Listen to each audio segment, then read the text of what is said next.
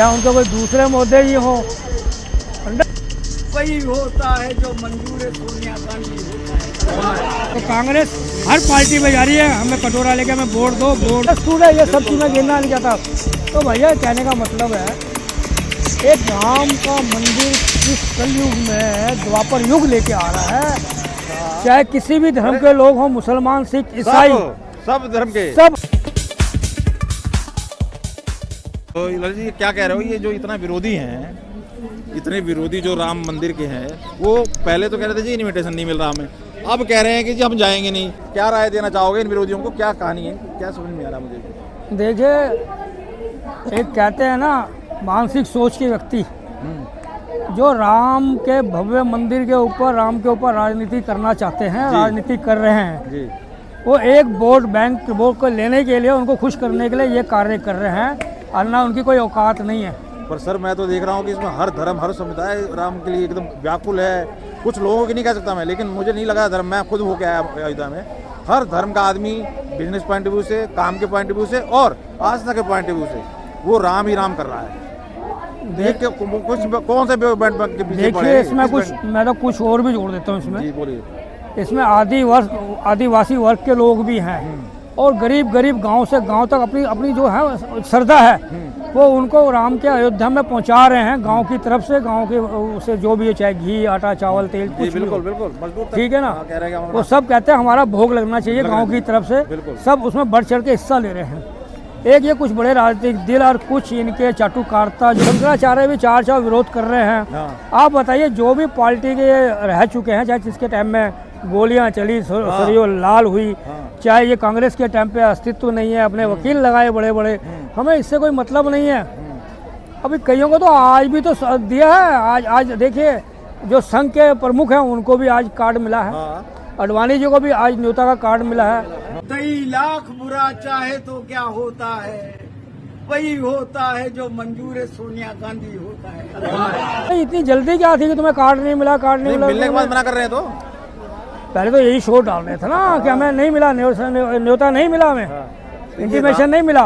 पर अब जब इनको देने जा रहे हैं, प्रमुख लोग देने जाते हैं, तो ये क्या करते हैं, अखिलेश जी कहते हैं जी मैं तो जानता नहीं, जो देने आता है पूरा विश्व परिसंघ का वो है, वो उसको जानते और पहचानते नहीं है। अरे भाई झूठ मत बोलो, अगर अपने पूर्वजों का अगर आपने कुछ अगर प्रायश्चित करना है, जाइए पूरे परिवार के साथ प्रायश्चित करिए, आप देखिए जाके। पर मैं कहना चाहता हूँ कि कांग्रेस है जो कहती थी हमने ताला खुलाया था, एक यही मुद्दा है ना।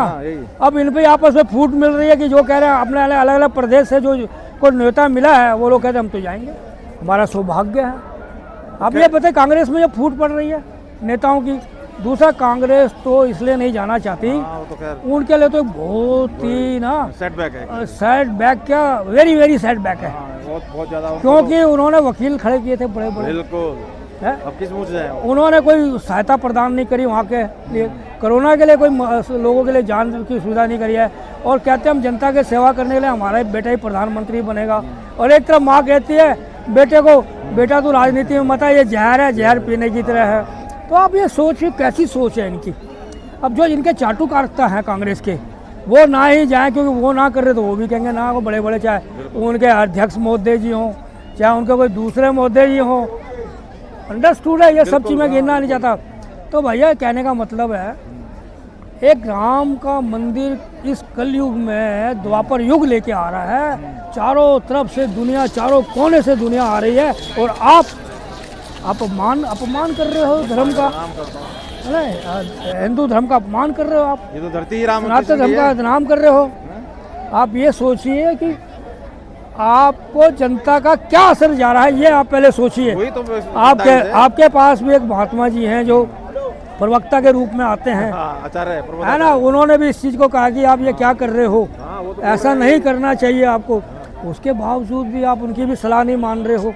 कुछ नहीं है उसकी। तो कहने का मकसद ये है कि भाई आप जाओ या ना जाओ, हम तो इतना कहते हैं 141 करोड़ जो जनता है ना, उनको तो किसी न किसी तरह, किसी न किसी रूप में, चाहे नंगे पैर पहुंच भी रहे, चाहे किसी भी धर्म के लोग हों, मुसलमान, सिख, ईसाई, सब धर्म के, सब अपने आप को बैठे हैं तैयार करके, नोट की वहाँ पे तैयार करके बैठे हुए हैं कि हम जाएंगे, कुछ जा रहे हैं, पैदल जा रहे हैं, कुछ लेके जा रहे हैं। और कुछ ऐसे लोग हैं फारूक अब्दुल्ला जैसे देखो बोल रहा है कि विश्व के राम है, तो हिंदू अपना ना समझे, सबके राम है। अरे राम तो इनके कांग्रेस की सोच को एक क्या अंग्रेजी शासन के अंग्रेजी रूल पे ही देश में राज करना चाहती थी, यही ये तो इनको मुझे तो ऐसे ही लगता था। तो क्या कहोगे? खैर जनता को बताइए, आप कैसे सेलिब्रेट करें, क्योंकि हर कोई तो पहुंच नहीं सकता वहाँ पे। देखिए, कैसे सेलिब्रेट करें आपके राय में? हम तो ये कहते हैं देश का जो प्रधानमंत्री है, आप उनके कहने पर आप जो आह्वान करते हैं उस पर ध्यान दीजिए। आप वो आपकी सुरक्षा के लिए बोल रहे हैं और पूरी तरह जैसे कहते हैं ना द्वापर युग, उसी तरह त्यौहार मनाना चाहते हैं। किसी भी धर्म के लोग हों, हिंदू मुस्लिम सिख ईसाई, आपको बड़ी बात मैं बताता हूँ, जम्मा मस्जिद में दिए जलेंगे उस दिन, चलेंगे और भी देशों में चलेंगे।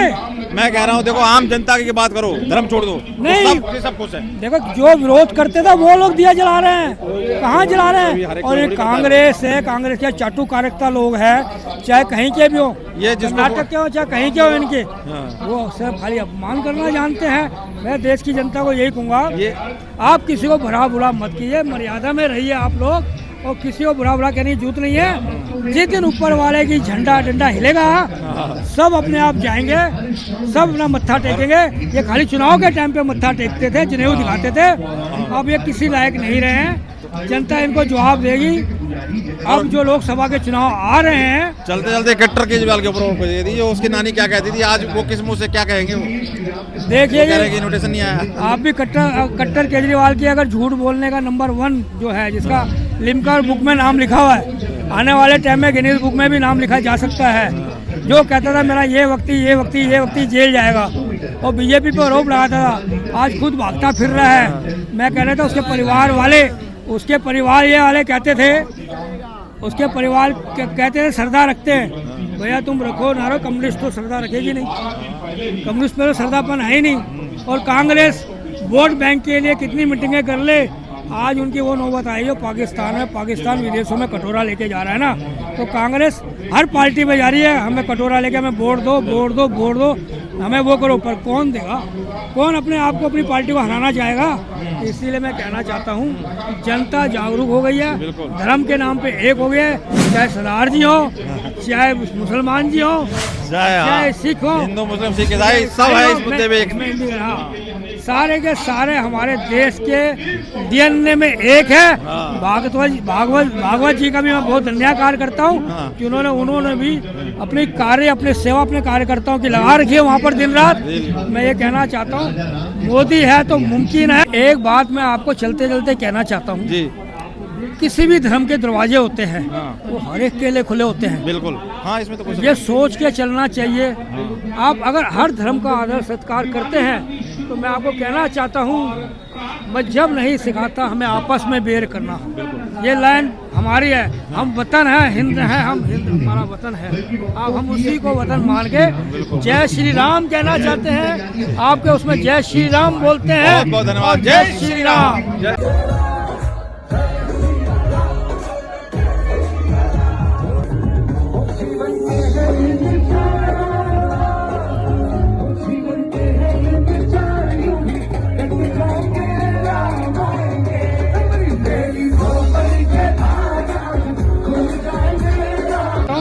मोदी है तो मुमकिन है। बहुत बहुत धन्यवाद, यही कहना चाहता हूँ। बहुत बहुत धन्यवाद ललित जी, आपका भी धन्यवाद। बहुत बहुत धन्यवाद। तो ये सब जो बाहर राय मैंने आपके सामने रखी, इससे साफ समझ में आ रहा है कि ये विपक्ष जिस वोट बैंक के पीछे पड़ा हुआ है, ऐसा ना हो कि वहाँ पर कोई हो ही ना, क्योंकि इस तरीके का आयोजन को मुझे नहीं लगता कोई धर्म विशेष आदमी भी इग्नोर करना चाहता है। हर कोई सेलिब्रेट कर रहा है इसको और बहुत बड़ी अचीवमेंट और बहुत बड़ी बात समझ रहा है। ये चीज़ें मुझे आज बात करके लगी।